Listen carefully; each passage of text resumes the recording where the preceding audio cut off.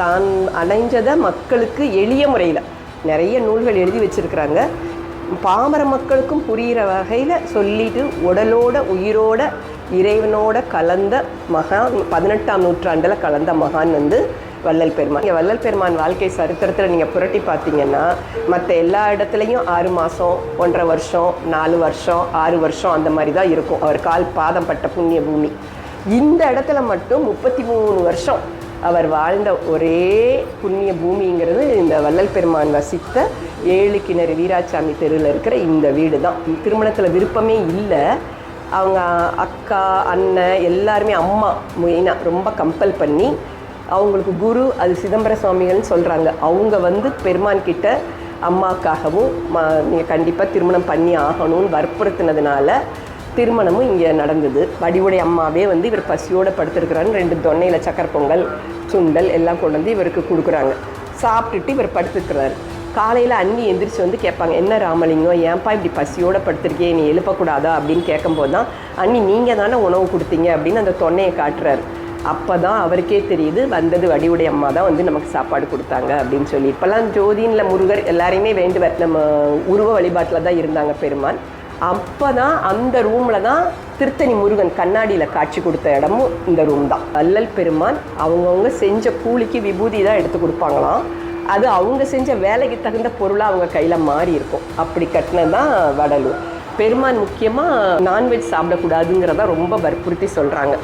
ஒரு உயிரை கொன்னா அந்த உயிர் விடும்பொழுது எவ்வளோ வழியில் துடிக்குதோ அதை ஏதாவது ஒரு விதத்தில் நம்மளோ நம்ம சந்ததிகளோ அனுபவிச்சு தான் தீரணும். பெரியாரெல்லாம் நீங்கள் சொல்கிறீங்கல்ல, புரட்சியாளர், பகுத்தறிவாளர் எல்லாரும், அந்த பகுத்தறிவு எங்கேருந்து வந்தது? வள்ளல் பெருமான் பேருபதேசத்தில் இருக்குது. பெண்களுக்கு பிறப்பிலேயே பூவும் பொட்டு இருக்குது இயற்கையாக. அப்போ ஏன் கணவனை இழந்தால் அதெல்லாம் நீங்கள் ஏன் எடுக்கிறீங்க? அது அவங்களுடைய பிறப்புரிமைன்னு வள்ளல் பெருமான் 200 வருஷத்துக்கு முன்னாலே சொல்லிட்டாங்க. இந்த இடத்துக்கு வரனாலே ரொம்ப புண்ணியம் பண்ணால் மட்டும்தான் உள்ள காலடி எடுத்து வைக்க முடியும். அதை அவரை இறுக்கி பிடிச்சன்னா இக பர சுகம் என்னென்ன வேணுமோ கேட்காமலே கொடுத்துற கருணை வள்ளல் அவர். என்னோட பேர் மனோகரன். நான் கும்மிடிப்புலேருந்து வரேன். இங்கே வள்ளலார் ஐயா வீட்டுக்கு நான் ஒரு வருஷமாக வந்துட்டு இருக்கேன். என்னோட தனிப்பட்ட கருத்து என்னென்னா, நான் இங்கே அடிக்கடி வருவேன். மனசில் எப்போது கஷ்டம் இருக்கும்போதோ, மனசில் ஏதாவது சோகமாக இருக்கும்போதோ நான் வருவேன். இங்கே வந்துட்டு போனால் அப்புறம் மனசு கொஞ்சம் ரொம்ப அமைதியாக இருக்கும். நான் என்ற ஒரு எண்ணமும் இங்கே வந்ததுலேருந்து அந்த எண்ணமும் வராது. அந்த தலக்கணம் இருக்கே இருக்காது. மனசு அமைதியாக இருந்தால் போதும். நமக்கு என்ன சொல்கிறது, மனசு தான் அமைதி. நிறைய பேர் சொல்லுவான், இது வேணும் அது வேணும் அப்படின்னு. அதெல்லாம் எதுவும் வேணாம், என் மனசு அமைதியாக இருந்தால் போதும் அப்படின்னு ஒரு எண்ணத்துக்கு இங்கே அழகாக வந்துடும். வாழ்க்கை ரொம்ப அமைதியாக இருக்கும். சாப்பாடுக்காக தான் இங்கே கஷ்டப்படுறது எல்லாமே. அந்த சாப்பாடு என்ன சொல்கிறது, நம்ம கரெக்டான சரியான வழியில் போனால் சாப்பாடு நமக்கு என்ன தேவையோ அந்த இங்கே போனால் கிடைக்கும்னு ஒரு நம்பிக்கை, இந்த மாதிரி ஒரு ஃபீலாக இருக்கும். அதே நேரத்தில் இங்கே மதியானம் டைமில் அன்னதானம்லாம் அங்கே அதை கொடுப்பாங்க. அந்த அன்னதானமும் என்ன சொல்கிறது, ஆனால் முடிஞ்சால் சும்மா என்னால் முடிஞ்சது ஈவினிங் மதியானம் சும்மா அவங்களோட சர்வீஸ் பண்ணுவேன். என்னால் ஆனால் வந்துட்டு போனாவே ஒரு ஃபீலாக இருக்கும், நல்லாயிருக்கும். நீங்கள் பாருங்கள், யாராக இருந்தாலும் உங்கள் மனசு ரொம்ப அமைதியாக இருக்கும். அதை நீங்களும் உணரலாம். ஃபேமிலி ப்ராப்ளம் நிறைய இருக்குது. சரி, எனக்கு ஒரு அம்மா மூலமாக தான் வந்தேன். அவங்க விஜயகுமாரின்னு, அவங்க மூலமாக தான் இங்கே வந்தேன். அவங்க இங்கே கூப்பிட்டு வந்தாங்க. இங்கே வந்ததுலேருந்து நான் வரத்துக்கு முன்னாடி ரொம்ப கவலையோடு தான் இருந்தேன். என்னடா வாழ்க்கை இது, நம்ம எதை நோக்கி போயிட்டு இருக்கோமே தெரியலையே, அப்படி ஒரு கவலை இருக்கும் எல்லாருக்குமே. அது மாதிரி தான் எனக்கு இருந்தது. இங்கே வந்தது இதெல்லாம் ஒரு விஷயமே இல்லை.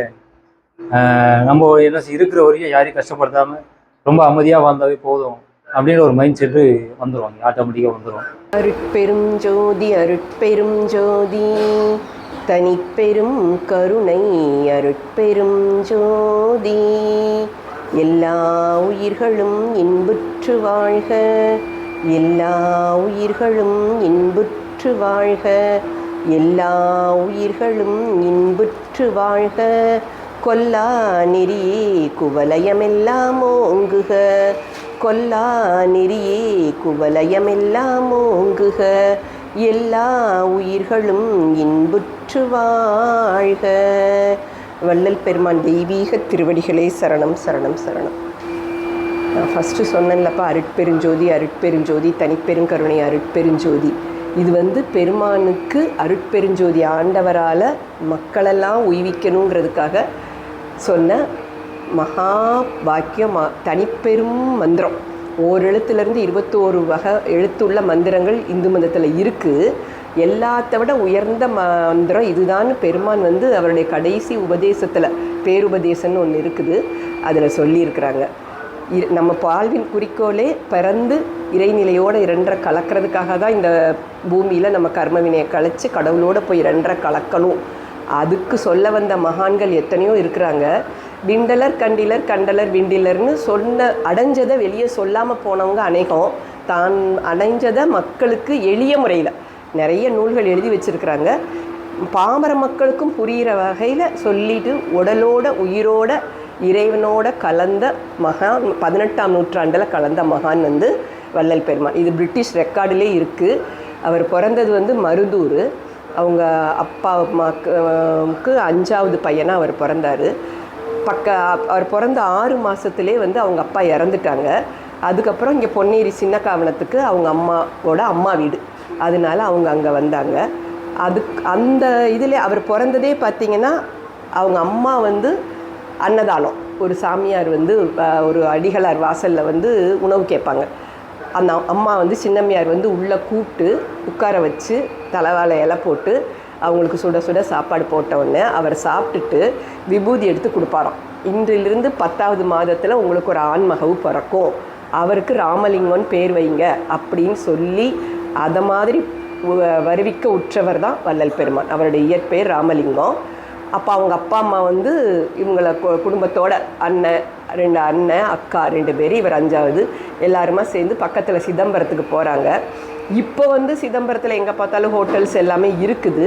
அந்த காலத்தில் எதுவுமே கிடையாது, உணவகம் எதுவுமே கிடையாது, வண்டிகளும் வசதிகளும் கிடையாது. அப்போ இவங்க போனப்போ வள்ளல் பெருமான் வந்து அந்த கருவறையில் நடராஜ பெருமானை பார்த்து கலன்னு சிரிப்பாராம் ஜோதி ஆராதனையில். அப்போ அந்த தீட்சிதர் சொன்னாரா, இது சாதாரண குழந்தை கிடையாது, தெய்வ குழந்தைன்னு. தீட்சிதர் வந்து பிராமின்ஸ்லேயே அவங்கள உயர்ந்தவங்களான்னு நினைஞ்சு இன்னைக்கு வரையும் ஒரு தீட்டு தள்ளி நில்லுன்னு சொல்லக்கூடியவங்க தான். இவங்க குடும்பத்தையே அவங்க வீட்டுக்கு கூட்டிகிட்டு போய் உணவு பரிமாறி வண்டி பிடிச்சி இவங்களை ஏற்றி திரும்பி அனுப்பி வைப்பார் அவங்க வீட்டுக்கு. அவங்க அப்பா மறைவுக்கு பின்னால் இங்கே சின்ன காவணத்துக்கு வந்து அவங்க தாத்தா குடும்பத்தோடு இருக்கிறாங்க. இவங்க அண்ணன் சபாபதி ஐயா பெரிய ஆகி அவர் உபன்யாசம் பண்ண ஆரம்பித்த பின்னால் அவருக்கு ஒரு கல்யாணம் பண்ணி வச்சு இந்த வீட்டுக்கு வந்தாங்க. இந்த வீடு வந்து நீங்கள் வள்ளல் பெருமான் வாழ்க்கை சரித்திரத்தில் நீங்கள் புரட்டி பார்த்தீங்கன்னா மற்ற எல்லா இடத்துலையும் 6 மாதம், 1.5 வருஷம், 4 வருஷம், 6 வருஷம் அந்த மாதிரி தான் இருக்கும் அவர் பாதம் பட்ட புண்ணிய பூமி. இந்த இடத்துல மட்டும் 33 வருஷம் அவர் வாழ்ந்த ஒரே புண்ணிய பூமிங்கிறது இந்த வள்ளல் பெருமான் வசித்த 7 கிணறு வீராசாமி தெருவில் இருக்கிற இந்த வீடு தான். அவர் சிறு பிராயத்திலிருந்து சென்னையை விட்டு சிதம்பரத்துக்கு போகந்தண்டியும் அவரோட வாழ்க்கையில் நடந்த அத்தனை அதிசயங்களும் அனுபவங்களும் இந்த வீட்டில் தான் நடந்திருக்கு.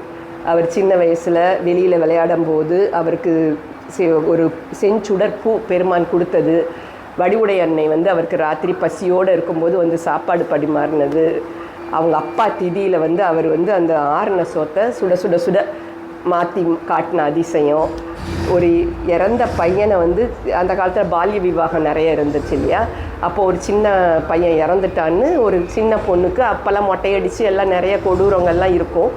அதை பார்த்து மனம் வெதும்பி பெருமான் வந்து உயிர்ப்பிச்சது இந்த வீட்டில் தான். அதே மாதிரி இங்கேருந்து டெய்லி வந்து திருவொற்றியூருக்கு அவர் நடைப்பயணமாகவே போயிட்டு வருவார். அப்போ வந்து இப்போ வேலூரில் வந்து தோப்பாசாமிகள் ஜீவசமாதி இன்னும் இருக்குது. அவர் வந்து திகம்பரர் நிர்வாண சுவாமி. போகிறவங்க வர்றவங்களெல்லாம் ஆடு போகுது மாடு போகுது அந்த மாதிரி சொல்லிக்கிட்டே இருப்பார். வள்ளல் பெருமான் போகும்போது மட்டும் இதோ ஒரு மனிதன் வருகிறார் அப்படின்னு சொன்னாராம். வள்ளல் பெருமான் அவர்கிட்ட போய் அவருக்கு உபதேசம் பண்ணாங்களாம், நீங்கள் வந்து இப்படி மக்கள் நடமாடுற இடத்துல இந்த மாதிரி இருக்கிறது சரியில்லை, உங்களுடைய கொள்கை கரெக்டு தான், ஆனால் நீங்கள் தனியாக ஒரு இடத்துல போய் இருங்க அப்படின்னு சொன்னதுனால அவர் திருவொற்றியூரை விட்டு வேலூர் போய் அங்கே வந்து இப்போ பஸ் ஸ்டாண்டு கிட்டத்தில் அவரோட சமாதி இருக்குது. அதே மாதிரி நிறைய அதிசயங்கள் 5 திருமுறை எழுதுனதும் இந்த வீட்டில் தான் நடந்துச்சு. அவருக்கு திருமணம் நடந்தது இந்த இல்லத்தில் தான். அவருக்கு திருமணத்தில் விருப்பமே இல்லை.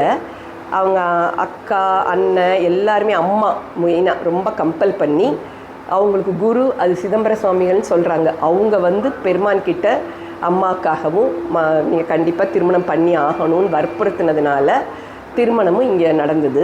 திருமணம் நடந்த உடனே பெருமான் வந்து அந்த முதலிரவு அன்னைக்கே அவங்க கையில் வந்து மாணிக்க வாசகரோட திருவாசகத்தை எடுத்து கொடுத்தாங்களாம். ஒய்ஃப் கிட்ட கொடுத்து தனக்கோடி அம்மையார்கிட்ட, இதுதான் உனக்கு வாழ்க்கையின் உற்ற துணை, இதை நீ இறுக்கி பிடிச்சிக்கோ அப்படின்னு சொல்லிட்டு அப்போ கிளம்புனது தான் சென்னையை விட்டு நடைப்பயணமாகவே சிதம்பரத்துக்கு போனாங்க. இங்கே இருக்குந்தண்டியும் பெருமான் வந்து சிவாய நம என்று சொல்பவருக்கு அபாயம் இல்லையேன் அபையார் வாக்கையே எடுத்து எல்லாருக்கும் தீட்சையாக அதை தான் கொடுத்துட்டு இருந்தாங்க. சிதம்பரத்துக்கு போகும்போது தான் திருமூலரோட செப்பு தகடு அவங்களுக்கு கிடைக்குது. அதில் தான் இறைவனுக்கு உருவம் இல்லை அப்படின்னு உணர்ந்து 6ஆம் திருமுறை பாடல்கள் எல்லாமே வந்து ஜோதி வழிபாடாக தான் இருக்கும், ஞான பாடல்களாக தான் இருக்கும். உண்மையை உள்ளபடி எளிய முறையில் எல்லாருக்கும் சொல்கிற மாதிரியே இருக்கும். அங்கே வந்து கருங்குழி மேட்டுக்குப்பம் பக்கத்தில் இருக்குது. சென்னையில் இன்னொரு அதிசயம் என்னென்னா, அவங்க அண்ணன் அண்ணி எல்லாருமே அண்ணி வந்து அம்மா மாதிரி பார்த்துக்கிட்டாங்க. அண்ணனுக்கு வந்து இவர் படிக்கலைன்னு ஒரு பெரிய மனக்குறை இருந்துக்கிட்டே இருந்தது. அவர் படித்த ஆசிரியர் வீட்டில் கொண்டு போய் இவரை சேர்த்தாரு. அப்போது வந்து அவர் வந்து எல்லாருக்கும் அபையார் பாடல்கள் இருக்குல்லையா, ஓதாமல் ஒரு நாளும் இருக்க வேண்டாம், ஒருவரையும் பொல்லாங்கு சொல்ல வேண்டாம், அந்த பாட்டை சொல்லி கொடுத்துட்டே வரும்போது எல்லோரும் ரிப்பீட் பண்ணுவாங்க. இவர் மட்டும் அதை திரும்ப சொல்லாமல் இருப்பார். ஆதியார் கேட்பாரா, நீ ஏன்பா இதை திரும்பி சொல்லாமல் இருக்கிற ராமலிங்கம் அப்படின்னு கேட்கும்போது, நீங்கள் வேண்டாம் வேண்டாம் என எதிர்மறை சொற்களை குழந்தைங்க மனசில் விதைக்கிறீங்க, அது இருக்கக்கூடாது, வேண்டும் வேண்டும் என்று நேர்மறை சொற்களை சொல்லி கொடுங்கன்னு அப்போயே எந்திரிச்சு அந்த குழந்தை வாத்தியாருக்கு சொல்லுது. அப்போ அவர் கோவமாக கேட்பார், அப்போ நீ தான் ஒரு பாட்டு பாட, வேணும் வேணும்னு ஒரு பாட்டு பாடுன்னா அதுக்கு முன்னாலே டெய்லி கந்தக்கோட்டை போவார். எப்படி வடிவுடைய அம்மா கிட்ட போகிறாங்களோ அதே மாதிரி கந்தக்கோட்டை முருகர் கோயிலுக்கு டெய்லி போய் வழிபாடு செஞ்சுட்டு வருவார். அப்போது இந்த பாட்டு தெய்வமணி மாலைன்னு சொல்லி ஒரு 38 பாடல் இருக்குது. ஒருமையுடன் எனது திருமடி நினைக்கின்ற உத்தமர்தம் உறவு வேண்டும், உள்ளொன்று வைத்து புறவொன்று பேசுவார் உறவு களவாமை வேண்டும் அப்படின்னு வேண்டும் வேண்டும்னு அதில் அந்த பாட்டு ஃபுல்லாக வரும். பெருமை பெரு நினை புகழ் பேச வேண்டும், மதி வேண்டும், நின் கருணை நிதி வேண்டும், நோயற்ற வாழ்வில் நான் வாழ வேண்டும், கணம் தரும் கந்த கோட்டத்துள் வளர்த்தலமூங்கு கந்த வேலை அப்படின்னு அந்த பாடல் முடியும். அதுக்கப்புறம் வாத்தியார் என்ன சொல்கிறாரு, உனக்கு சொல்லி கொடுக்கறதுக்கு எனக்கு தகுதி இல்லை, நீ கருவிலே திருவோட பிறந்துட்டேன்னு சொல்லி இவரை வீட்டுக்கு அனுப்பிடுவார். அண்ணன் என்ன செய்கிறாரு, இவர் சும்மா அதான் சுற்றிட்டு இருக்கிறாருன்னு சொல்லி வீட்டுக்குள்ளே சாப்பாடு போடாத அப்படின்னு சொல்லிடுவார். சரின்னு அண்ணி வந்து புறவாசல் வழி, அப்போ வந்து 2 வாசல் உண்டு, இப்போ இங்கே எப்படி இருக்குதோ அதே மாதிரி பின்னாலேயும் ஒரு வாசல் உண்டு, அது வழியாக வள்ளல் பெருமான் வந்து சாப்பிட்டுட்டு படுத்துருப்பாங்க. அன்னைக்கு திருவொற்றியூர் போயிட்டு வரும்போது ரொம்ப லேட் ஆயிடுச்சு, அவர் வெளியே படுத்திருப்பார். அப்போது வடிவுடைய அம்மாவே வந்து இவர் பசியோடு படுத்துருக்கிறான்னு 2 தொன்னையில் சக்கரை பொங்கல் சுண்டல் எல்லாம் கொண்டு வந்து இவருக்கு கொடுக்குறாங்க. சாப்பிட்டுட்டு இவர் படுத்துக்கிறாரு. காலையில் அண்ணி எந்திரிச்சு வந்து கேட்பாங்க, என்ன ராமலிங்கம் ஏன்ப்பா இப்படி பசியோடு படுத்திருக்கே, நீ எழுப்பக்கூடாதா அப்படின்னு கேட்கும்போது தான், அண்ணி நீங்கள் தானே உணவு கொடுத்தீங்க அப்படின்னு அந்த தொன்னையை காட்டுறாரு. அப்போ தான் அவருக்கே தெரியுது, வந்தது வடிவுடைய அம்மா தான் வந்து நமக்கு சாப்பாடு கொடுத்தாங்க அப்படின்னு சொல்லிட்டு.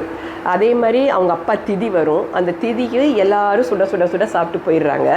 இவர் மட்டும் இந்த பொழுதடைஞ்சு வந்து சாப்பிடும்போது அந்த சாப்பாடு ஆறி அளந்து இருக்குதா, அண்ணி கண்ணிலேருந்து அப்படியே கண்ணீர் அந்த இலையில உழுதான் சொட்டு சொட்டா. அவர் கேட்பார், என்ன நீ எதுக்கு அழுகிறீங்க அப்படின்னு கேட்கும்போது, இல்லைப்பா ஊரே வந்து உங்கள் அப்பா சாப்பாடு சுட சுட சாப்பிட்டாங்க, நீ மட்டும் இப்படி ஆறி போன சாப்பிட்றியா, எனக்கு மனசு கஷ்டமாக இருக்குது, இதுக்கு ஏன் கஷ்டப்படுறீங்கன்னு அந்த சாப்பாடை அப்படி தண்ணி தொளித்து அப்படி ஆவி பறக்கிற புது சாப்பாடாக மாற்றிடுவார். அப்போ தான் வடித்த சாப்பாடு மாதிரி. அதெல்லாம் ஆனால் அண்ணனுக்கு தெரியாது. அண்ணன் வந்து இவர் படிக்காதவர், படிக்க போக மாட்டேங்கிறாரு, பொழுத வேணடிக்கிறாரு, திட்டிக்கிட்டே இருப்பார். அண்ணனுக்கு திடீர்னு உடம்பு சரியில்லாமல் போயிடும். இங்கே லிங்கி செட்டி தெருவில் ஒரு செட்டியார் வீட்டில் உபன்யாசத்துக்கு ஒத்துக்கிட்டாரு. ஆனால் இவரால் போய் அங்கே வந்து உபன்யாசம் பண்ண முடியல அண்ணனால். அப்போ தம்பியை கூப்பிட்டு தகவல் சொல்லிட்டு வா, எல்லோரும் காத்திருப்பாங்க, நீ போய் சொல்லிட்டு வாப்பா அப்படின்னு சொல்லி அனுப்புகிறாரு. இவர் அங்கே சொல்லிட்டு போனோடனே அந்த செட்டியார் என்ன சொல்கிறாரு, ஐயா வந்துட்டப்பா, எப்படினாலும் உங்கள் அண்ணனோட இதில் கொஞ்சமாவது ஏதாவது ஒரு 4 வரி வந்த மக்களுக்கு சொல்லிட்டு போயிரு, எல்லோரும் உட்கார்ந்துருக்குறாங்க அப்படின்னு சொல்லுவார். சரின்னு சொல்லிவிட்டு உலகெல்லாம் அந்த சேக்கிலாரோட பாடு உலகெல்லாம் அந்த முடியுது இல்லையா, அந்த பாட்டில் உலகெல்லாம்னு ஆரம்பிக்கிறதுக்கு பொருள் சொல்கிறாராம், நடுநிசி தாண்டி யாருமே அசையலை, ஒரு சத்தம் இல்லை, எல்லாரும் இவருடைய சொற்பொழிவு அவ்வளோ ஆர்வமாக கேட்குறாங்க. அப்புறமா இவர் முடிச்சுட்டு வந்துடுறாரு வீட்டுக்கு. அண்ணனுக்கு என்ன நடந்துச்சுன்னே தெரியாது. மறுநாள் செட்டியார் வீட்டுக்கு வரும்போது அண்ணன் நினைக்கிறாரு, எனக்கு உடம்பு நல்லாயிடுச்சு, நான் இன்றைக்கி வந்து உபன்யாசம் பண்ணுறேன் அப்படின்னு சொல்லுவார்.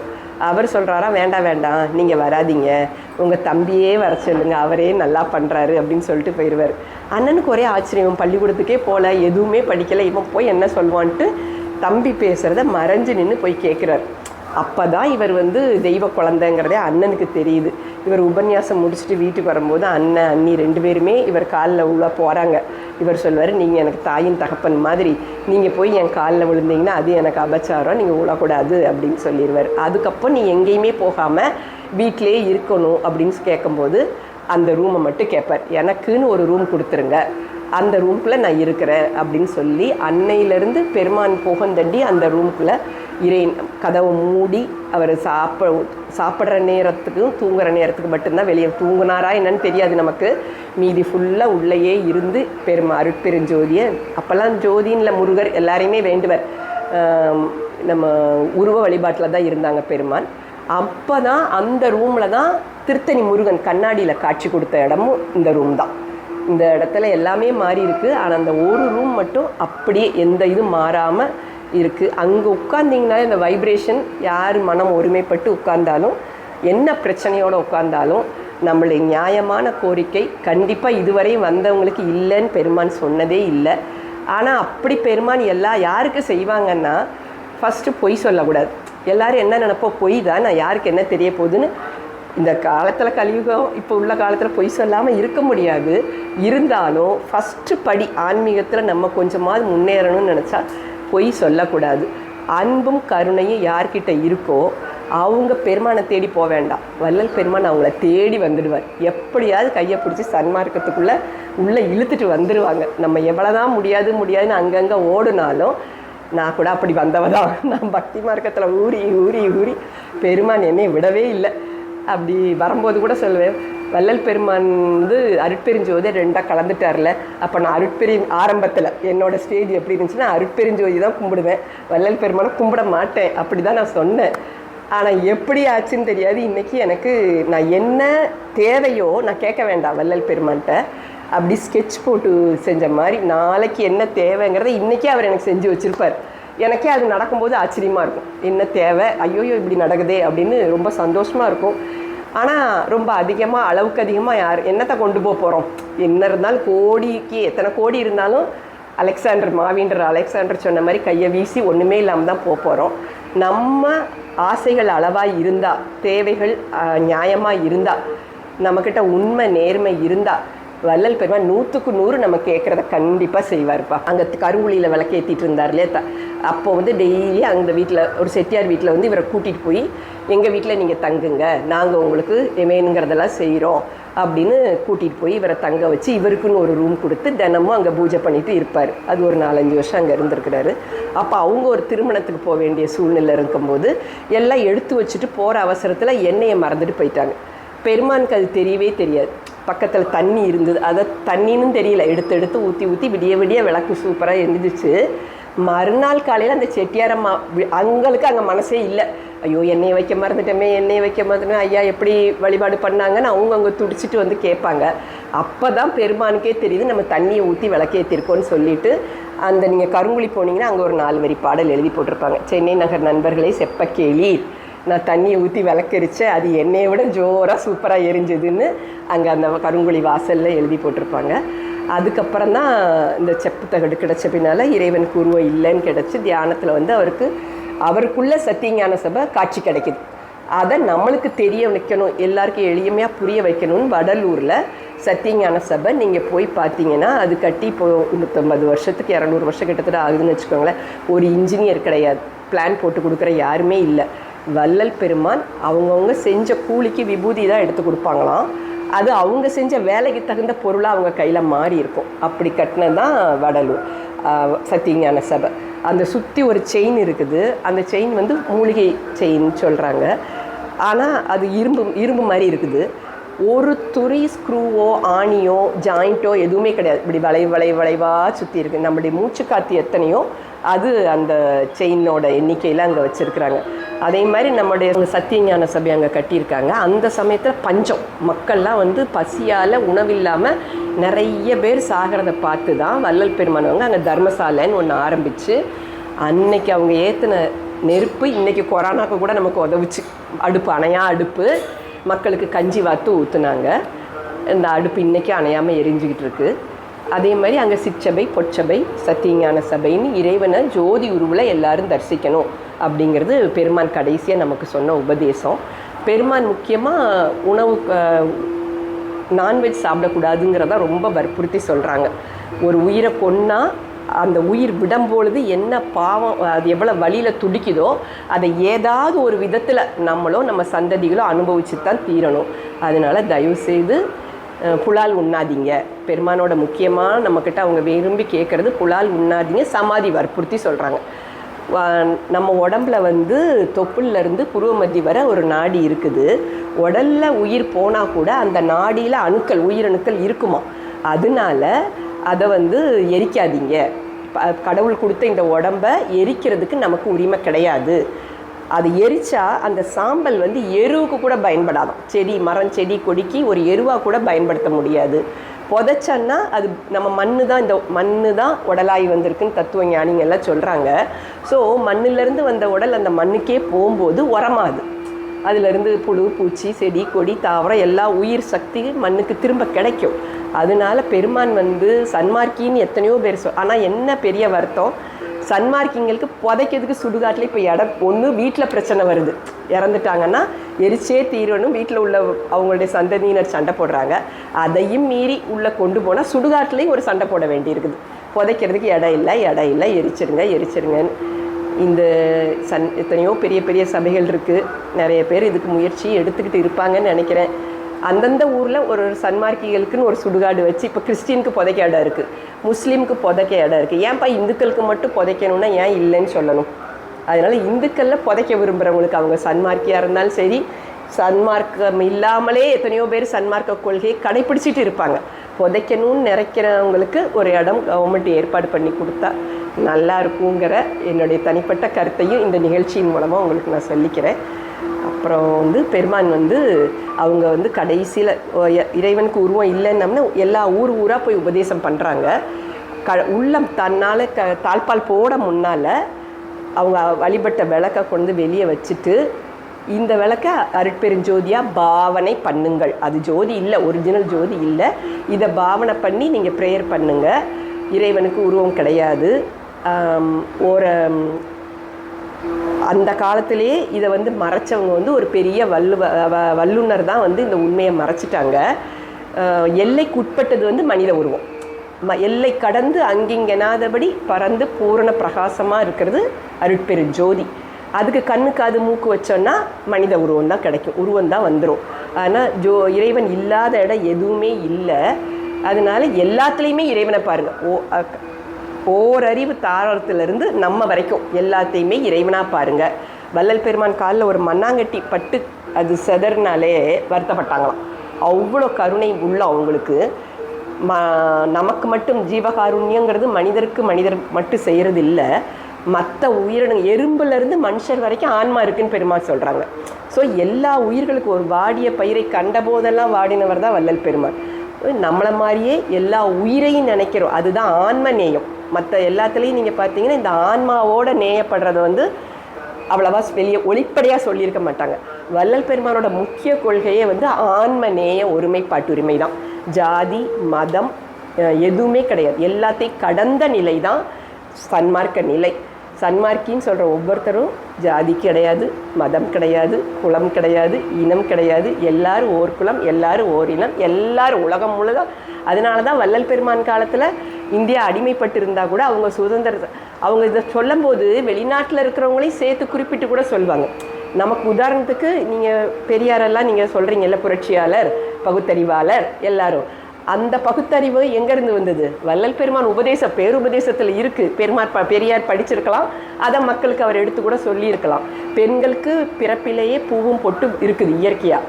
அப்போ ஏன் கணவனை இழந்தால் அதெல்லாம் நீங்கள் ஏன் எடுக்கிறீங்க? அது அவங்களுடைய பிறப்புரிமைன்னு வள்ளல் பெருமான் 200 வருஷத்துக்கு முன்னாலே சொல்லிட்டாங்க. அது இல்லாமல் காதுகளை 2 ஓட்டையும் மூக்கில் 2 ஓட்டையும் ஏன் கடவுள் வச்சு படைக்கலை? 9 ஓட்டை உடம்புல வச்சு படைக்க தெரிஞ்ச கடவுளுக்கு காதில் கடுக்கணிடுறதுலையும் மூக்கில் மூக்குத்திடுறது சம்மதம்னா ஏன் அங்கெல்லாம் ஓட்டை வைக்கலை? இயற்கையாகவே இறைவன் வச்சுருப்பார்ல. அது தாலி கூட கட்ட வேண்டான்னு சொல்கிறாங்கப்பா. மேலை நாட்டினர் மாதிரி நீங்கள் மோதிரம் மாற்றிக்கங்க அப்படின்னு தான் சொல்கிறாங்க. கடவுளுக்கு உருவம் இல்லைங்கிறத ரொம்ப அழுத்தி சொல்லி அருட்பெருஞ்சோதி மகாமந்திரத்தை கொடுத்து நீங்கள் இதை வந்து பெருமான் வந்து எனக்கு ஏன் கொடுத்தாருன்னா என்கிட்ட அந்த உரிமை, தயவு, கருணை இயற்கையாக இருந்தது. அது உங்கள்கிட்டயும் இருந்துச்சுன்னா கண்டிப்பாக நீங்கள் பிறவா நிலை எல்லா ஆத்மாவையும் நீங்கள் அங்கே போனாலும் எழுதி போட்டிருப்பாங்க மேட்டுக்குப்பத்தில் அஞ்சற்க இப்போ நான் ஊனுடம்பில் இருக்கிறேன்னா பஞ்சபூதத்துலேயும் கலந்துட்டேன், இனி எல்லா உயிரையும் எத்தந்திரத்திலாக அது பெருமான்னு சொல்கிறாங்க. அன்பாக சொல்லுவேன், மண்டிட்டு சொல்லுவேன், எல்லா விதத்தில் கண்டித்து சொல்லுவேன். எதுலேயுமே அடங்கலைன்னா அந்த ஆத்மாவை அருட்பெருஞ்சோதி ஆண்டவர் பாதத்தில் வச்சு விண்ணப்பித்து அந்த ஆத்மாவுக்கு ஒரு நல்ல நிலை கொடுங்க கடவுளேன்னு நான் கேட்பேன், ஆண்டவரிடம் விண்ணப்பிப்பேன் அப்படின்னு. நம்ம உயிர் இந்த உலகத்தில் இனி பிறவாநிலை வேணும்னு நினச்சோன்னா வள்ளல் பெருமான் உத்தம சத்குரு. இந்த நிலையிலேருந்து அந்த இலைக்கு ஈஸியாக அவரை இருக்க பாதம் பிடிச்சா போதும், அவர் நம்மளை ஏறா நிலைமிசை ஏற்றி நமக்கு என்ன தேவையோ அதை செஞ்சு கொடுப்பார்.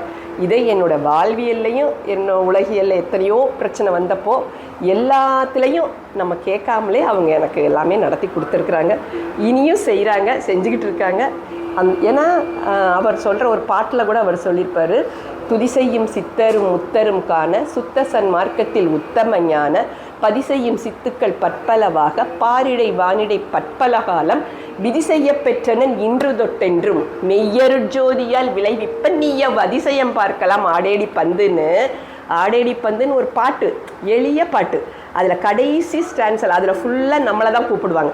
ஏன் உலகியல்ல வீணாக போகாதீங்க வாங்க வாங்க அப்படின்னு சொல்கிறாங்க. அதில் கடைசி ஸ்டான்ஸில் வந்து அவர் அடைஞ்ச நிலையை அவ்வளோ தெளிவாக சொல்கிறார். துதி செய்யும் சித்தரும் முத்தரும் காண அவங்கெல்லாம் பார்க்க சுத்த சன்மார்க்கத்தில் உத்தம ஞான பதி செய்யும் சித்துக்கள் பற்பலவாக அருட்பெருஞ்சோதி ஆண்டவர் என்னென்ன சித்துக்கள் செய்கிறாரோ அதெல்லாம் விதி செய்ய பெற்றனன் இன்று தொட்டென்றும் எனக்கு அவர் கொடுத்துட்டார். இன்னையிலேருந்து நான் என்றைக்குமே அவர் செய்கிற அத்தனை வேலையை செய்கிறதுக்கு எனக்கு அவர் கொடுத்துட்டார். நான் அதை வந்து நிறைய அதிசய விளைவிப்பேன் மெய்யருட்ஜோதியார், அவரோட கருணையால் நான் அந்த அதிசய விளைவிப்பேன், நீ என் கூட வந்தால் நீயும் அதை அனுபவிக்கலாம் அப்படின்னு சொல்கிறாங்க. பெருமான் சொன்னதெல்லாம் ரொம்ப ரொம்ப ரொம்ப எளிமையான விஷயங்கள். ஆனால் நமக்கு இப்போ ரொம்ப கஷ்டமாக தெரியும், போய் சொல்லாதானே முடியுமா? நான்வெஜ் சாப்பிடாதானே ஓடி போகிறாங்க, வர்றவங்கெல்லாம் ஓடி போகிறாங்க. இந்த இடத்துக்கு வரனாலே ரொம்ப புண்ணியம் பண்ணால் மட்டும்தான் உள்ள காலடி எடுத்து வைக்க முடியும். அதை வந்து அவரை இறுக்கி பிடிச்சோன்னா இக பர சுகம் என்னென்ன வேணுமோ கேட்காமலே கொடுத்துற கருணை வள்ளல் அவர். அதனால் யார் யாருக்கு என்னென்ன தேவையோ நேர்மையும் உண்மையும் அன்பும் கருணையும் உங்ககிட்ட இருந்தால் வள்ளல் பெருமான் உங்களுக்கு கேட்டதெல்லாம் கொடுப்பார். வள்ளல் பெருமான் பாடல்கள்லேயே ரொம்ப முக்கியமானது ஞானசரிகை. அது வந்து என்னன்னா இறைவனை வந்து எப்படி நமக்கு இறைவன் இருக்கிற இடம் புருவ மத்திங்கிறதையும் உள்ள கோடி வள்ளல் பெருமான் பேருபதேசத்திலே சொல்லியிருக்காங்க, கோடி சூரிய பிரகாசமான ஆன்மா நமக்குள்ள அருட்பெருஞ்சோதியாண்டவர் புருவ மத்திக்குள்ளே இருக்கிறாரு. அதை நம்மளுடைய காம குரோத மோக லோப மத லோப ஆச்சரியங்கிறது 7 திரைகளாக மறைச்சிருக்கு. இது அகவல்லையும் சொல்கிறாரு, அந்த ஒரு திரைக்கு ஒரு கலர் கொடுத்து சொல்கிறாங்க. அதெல்லாம் நம்மளை விட்டு நீங்குச்சுன்னா உள்ளே இருக்கிற அந்த இறைவன் அருட்பெருஞ்சோதியை நம்ம இந்த உடலிலேயே தரிசிக்கலாம் அப்படின்னு சொல்கிறாங்க. அதை எப்படி அவரை தரிசிக்கணுங்கிறத ஒரு 28 பாடலில் ஞானசரிகையில் சொல்லியிருக்கிறாங்க. அது ஃபுல்லாமே நினைந்து நினைந்து நெகிழ்ந்து நெகிழ்ந்து உணர்ந்து உணர்ந்து ஊற்றிலும் கண்ணீர் அதனால் உடம்பு நனைந்து நனைந்து நன்னிதியே ஞானத்தரசே என்னுரிமை நாயகனே என்று வனைந்து வனைந்து வம்மின் அப்படின்னு ஞானசரிகையில் முதல் பாடல் இது. நினைந்து நினைந்து இறைவனை வந்து உடல் உயிர் ரெண்டாலையும் நினைஞ்சு உணர்ந்து உணர்ந்து, வெறும் வாயால் மட்டும் நீ பேசக்கூடாது, உன் மனமும் உயிரும் அப்படி உணர்ந்து நெகிழ்ந்து நெகிழ்ந்து அவரோட அன்பை நினச்சி நெகிழ்ந்து நெகிழ்ந்து ஊற்று. அப்படி நம்ம மன நெகிழ்ச்சி அடையும் போது என்ன வரும்? உட கண்ணிலேருந்து தண்ணி ஆறாக ஊற்றும். அப்படி இறைவனை தாயா தந்தையா சத்குருவா எல்லாமாகவும் புருவ மத்தியிலிருந்து வணங்குனா கேட்டதை கிடைக்கும். அது அம்மா அப்பா அண்ணன் தம்பி ஆப்தர் இவங்க செய்கிறத விட 1000 கோடி நன்மை தரக்கூடிய இடம் வடலூரும் சொல்கிறாங்க. சிலர் ரொம்ப ஞானத்தில் சிறந்தவங்க புருவ மத்தி தான் வடலூர் அப்படின்னு சொல்கிறவங்களும் இருக்கிறாங்க. ஏன்னா நமக்குள்ளே தான் இறைவன் இருக்காங்க, இறைவன் வேறு எங்கேயுமே இல்லை. நமக்குள்ளே இருக்கிற இறைவனை எங்கே போய் பார்க்கலான்னு வள்ளல் பெருமான் சொல்கிறாங்கன்னா புருவ மத்திக்குள்ளே போய் பார்க்கலாம். அங்கே தான் சிற்சபை பொற்சபை அருட்பெருஞ்சோதி ஆண்டவர் தனிப்பெருங்கருணை நடமாடுற இடம்னு சொல்கிறாங்க. ஸோ வாய்ப்பு இருக்கிறவங்க வடலூர் கண்டிப்பாக போய் அட்லீஸ்ட் பூசம் மாதம் ஒருக்க பார்க்கலாம். முடியாதவங்க இருந்த இடத்துலையே அவரை கண்ணை மூடி கும்பிட்டாலே நம்மக்கிட்ட அவர் சொன்ன அந்த கொள்கைகளை கடைப்பிடிச்சாலே எங்கேயுமே போக வேண்டாம். அவர் நம்மளை தேடி வந்து நம்மளுக்கு என்ன உபதேசம் பண்ணணுமோ அவரே சன்மார்க்கத்துக்கு நானே தலைவன் நானே குருன்னு சொல்லிட்டு போனார். அதனால சன்மார்க்கத்தை பொறுத்தவரையில் யார் யாருக்கும் உபதேசம் செய்யணுங்கிற அவருடைய பாடல்கள் எடுத்து படித்தாலே போதும். வள்ளல் பெருமானை உருகி கேட்டால் அவங்களே குருவாகவும் வருவார், தாயாகவும் வருவார், தந்தையாகவும் வருவார், எல்லாமா இருந்து எல்லாமும் செஞ்சு கொடுப்பார். அதேமாதிரி வள்ளல் பெருமான் வந்து ஜீவகாருண்யத்தை பற்றி நிறைய சொல்லியிருக்காங்கப்பா. அதில் ஜீவகாருண்யம் வந்து பசிக்கு உணவிடணும், அதுதான் முக்கியமானது. அவர் அந்த பஞ்சத்தில் பார்த்து உயிர்கள் இறந்ததுனால ஜீவகாருண்யத்தை ரொம்ப வலியுறுத்தி சொல்லியிருக்கிறாங்க. அரசனே ஆனாலும் படையெடுத்து போகணுன்னா பசியோடு இருக்கால அவரால் படையெடுத்து போக முடியாது. அதனால் அன்னதானத்தை பொறுத்தவரையில் பணக்காரன், ஏழை, ராஜா அந்த மாதிரி யாருமே கிடையாது.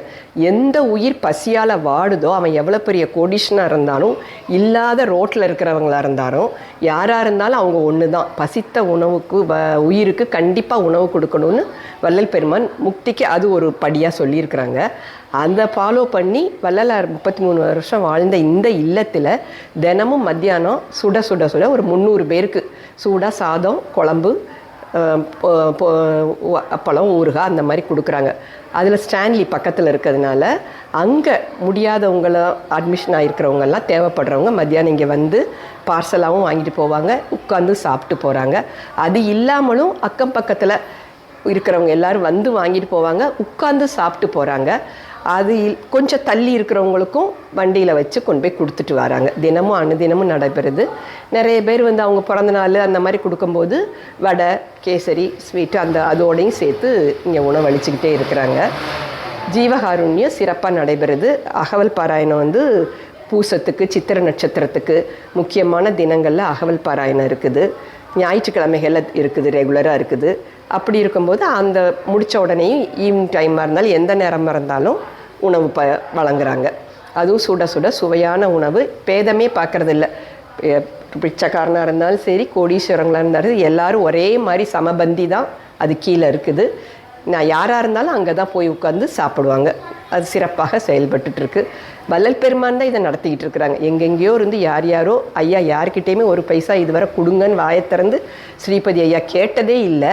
ஆனால் கேட்காமலே என்ன தேவையோ, எப்படி என் வீட்டுக்கு தனிப்பட்ட முறையில் பெருமான் செய்கிறாங்களோ அதே மாதிரி இந்த வீட்டுக்கும் எங்கெங்கேயோ இருந்து அரிசி, பருப்பு, என்னத்துக்கு என்ன இல்லைன்னு அண்ணன் ஒரு நிமிஷம் நினச்சாங்கன்னா எங்கேருந்தோ வந்துடுது. சிறப்பாக நடந்துக்கிட்டு இருக்குது. இது மேலும் மேலும் பெரிய லெவலில் இன்னமும் வரணும்னு இறையருளும் குருவருளும் துணை இருக்கணும்னு வேண்டிக்கிறேன். அருட்பெரும் ஜோதி அருட்பெரும் ஜோதி தனிப்பெரும் கருணை அருட்பெரும் ஜோதி. ஐயா வணக்கம். என் பேர் வந்து விஜயகுமாரி. நான் இப்போ இங்கே சென்னையில் வந்து போலீஸாக ஒர்க் பண்ணிட்டு இருக்கிறேன். இங்கே ஐயா வீட்டுக்கு வந்து கிட்டத்தட்ட ஒரு 12 வருஷமாக வந்துட்டு இருக்கேன். இங்கே வந்ததுக்கப்புறம் நான்வெஜ் சாப்பிட்றதே விட்டுட்டேன். அப்புறம் இங்கே வர்றதுக்கு முன்னாடி நிறைய மனக்கவலைகள் இருக்கும். இங்கே வந்ததுக்கப்புறம் என் தம்பி மூலமாக தான் இங்கே வந்தேன். அவன் சொன்னான் இங்கே ஐயா வீடு இங்கே இருக்குதுன்னு சொன்னான். வள்ளலாரா யாருன்னு எனக்கு தெரியாதே அப்படின்னு சொன்னேன். இல்லை இருக்கு, அதனால தான் அந்த இடத்துக்கே வள்ளலார் நகர்னு பேர் வச்சிருக்காங்க அப்படின்னு சொன்னான். இந்த பக்கமாக டியூட்டிக்கு இந்த தெருவழியாக தான் போவேன், பட் எனக்கு தெரியல. ஸ்டேஷனில் கேட்டாலும் தெரியலேன்னு சொன்னாங்க. தம்பிகிட்ட சொன்னேன் அப்படி அங்கே இல்லையேடா அப்படின்னு. அப்போ அவன் சொன்னான் இல்லை அந்த இடத்துல தான் இருக்குது, நீ அங்கே கண்டிப்பாக போகணும் அப்படின்னு சொன்னான். அப்புறம் ஒரு நாளைக்கு போகும்போது கீழே ஒரு பூசாரி ஒருத்தர் நின்னாரு. அவர்கிட்ட கேட்டேன் இங்கே வள்ளலார் வாழ்ந்த வீடு எங்கே இருக்குதுன்னு கேட்கும்போது அவர் இந்த வீடு தான் சொன்னார். சொல்லிட்டு கீழே நின்று எட்டி பார்த்தேன். வெளியே அங்கே உள்ள வந்து அந்த இடம் வெளியே இருட்டாக இருந்துச்சு. ஐயோ நம்ம இங்கே போக முடியாது போல அப்படின்ட்டு போயிட்டேன். அதுக்கப்புறம் ஒரு நாளைக்கு தான் இங்கே வந்தேன். வந்ததுக்கப்புறம் ஒரு நாள் 2 நாள் வந்ததுக்கப்புறம் எனக்கு என்ன சொல்றது, ரொம்ப பிடிச்சிருந்துச்சு. இந்த இடம் ரொம்ப அமைதியாக இருக்குது. அதனால உண்மையிலே சொல்ல போனால் அந்த டியூட்டி டயத்தில் கூட டியூட்டி போகிறேன்னு சொல்லிட்டு அங்கே போய் சைன் பண்ணிட்டு இங்கே வந்து நிறைய நாள் உட்காந்துட்டு போன நாட்கள் நிறைய இருக்குது. அது ரொம்ப மன அமைதியாக இருக்குது. எனக்கு உண்மையிலே ரொம்ப பிடிச்சிருக்குது. என்னோட கடைசி நாள் கூட ஐயாவோட பாதத்தில் போய் சேர்ந்துடணும் அப்படிங்கதான் நான் நினைக்கிறேன். அவ்வளோதான். வேற எதுவும் சொத்து சுகம் வேணும், சம்பாதிக்கணும் அந்த எண்ணம்லாம் இல்லை. அமைதியாக வாழணும், யாரையும் கஷ்டப்படுத்தக்கூடாது, நிம்மதியாக வாழ்ந்தா போதும். ஐயாவோட பாதத்தில் போய் சரணடைஞ்சிடணும், இப்படிதான் நான் நினைக்கிறேன். வேற எதுவும் இல்லைங்க. இதுல நிறைய பேர் எங்க இருந்து வந்து சாப்பிட்றாங்கன்னா ஸ்டான்லி ஹாஸ்பிட்டல்ல வந்து அட்மிட்ல இருக்கிறவங்க தான் நிறைய பேர் வராங்க. ஏன்னா அவங்களுக்கு சாப்பிட்றதுக்கான காசு கையில இருக்காது. அதனால அவங்க வந்து மதியம் வராங்க. மதியம் வந்து அவங்களுக்கும் கூட இருக்கிறவங்களுக்கும் சேர்த்து சாப்பாடு, நைட்டுக்கு சேர்த்து சாப்பாடு வாங்கிட்டு போறாங்க. அது உண்மையிலேயே அவங்களுக்கு அவங்க வாங்கிட்டு போறதை பாக்குறதுக்கே அவ்வளவு சந்தோஷமா இருக்கு. ஒரு பக்கம் அவங்க இல்ல கஷ்டப்படுறாங்க, அது ஒரு பக்கம். பட் அவங்க இந்த இடத்துல இருந்து அவங்களுக்கு சாப்பாடு கிடைக்குது அப்படிங்கிறப்ப அது ஒரு சந்தோஷமா இருக்கு. இந்த இடத்துல வந்து ஒரு அன்னதானத்துக்கு ஒரு 100 ரூபாய் கொடுத்தாலே அது யாருக்கும் 2 பேருக்கு சாப்பாடு போடலாம், சாப்பிட்டு போவாங்க. அது ஒரு திருப்திகரமா இருக்கும், செய்யலாம் அது யாரா இருந்தாலுமே. இங்க வந்து என்னை பொறுத்தவரை நிறைய கஷ்டங்களோட நான் இங்க வந்திருக்கேன். வந்து ஐயா கிட்ட ஒரு வேண்டுதல் வச்சுட்டு போயிட்டோம்னா அது இருந்து என்னால நல்லா ரிலீஃப் ஆக முடியுது. எந்த ஒரு கஷ்டங்களா இருந்தாலும் நான் ஐயாவே அப்படின்னு சொல்லிதான் வேண்டுவனே. தூக்கத்துல ஏதோ ஒரு வலி இருந்தா கூட எனக்கே தெரியாம கூட நான் கூப்பிடுறது ஐயாவே தான். கூப்பிட்டு அதுல இருந்து நல்லா ரிலீஃப் ஆகுது. அதனால யாராவது மன கஷ்டங்கள் இல்ல உடம்பு கஷ்டங்கள் நோய் நொடியில கஷ்டப்படுறவங்களா இருந்தா கூட கொஞ்சம் இங்க வந்துட்டு போனீங்கன்னா வந்து மனசார ஒரு 10 நிமிஷம் ஐயா கிட்ட உட்காந்து வேண்டிட்டு போனீங்கன்னா உங்களுக்கு அதுல இருந்து நல்ல ஒரு ரிலீஃப் கிடைக்கும். நீங்க வந்தீங்கன்னா அந்த மாற்றத்தை நீங்க கண்டிப்பா உணர்வீங்க. அது எல்லாரும் வரணும்னு நினைக்கிறவங்க கண்டிப்பா எல்லாரும் வாங்க. தெரிஞ்சவங்களுக்கு எல்லாம் சொல்லுங்க, சொல்லி கூட்டிட்டு வாங்க. கண்டிப்பா அதுல நீங்க நிறைய மாற்றத்தை உணர்வீங்க. என்னோட அனுபவத்துல நிறைய உணர்ந்திருக்கிறேன்.